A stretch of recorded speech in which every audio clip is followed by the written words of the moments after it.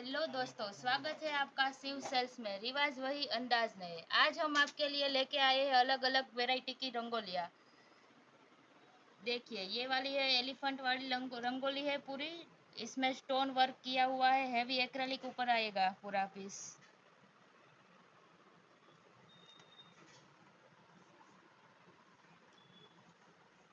फिर एक ये वैरायटी है पम पम में। ये डायमंड वर्क बीच में दिया हुआ है, मोती का वर्क है, फ्लावर। फिर ये चीड़ मोती के वर्क ऊपर दी गई हुई रंगोली है। इसमें आपको 2 फीट 3 फीट तक की साइज मिल जाएगी। फिर ये एक न्यू वैरायटी है मोरपीच कलर में, फैब्रिक मटेरियल के ऊपर।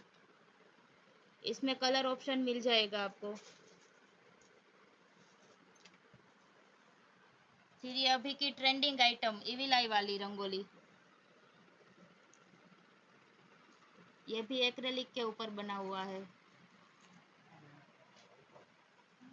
आप हमें कमेंट करके बताइए इसमें से आपको कौन सी रंगोली सबसे ज़्यादा पसंद आई। और इस वीडियो को लाइक शेयर और सब्सक्राइब जरूर करें। Thank you.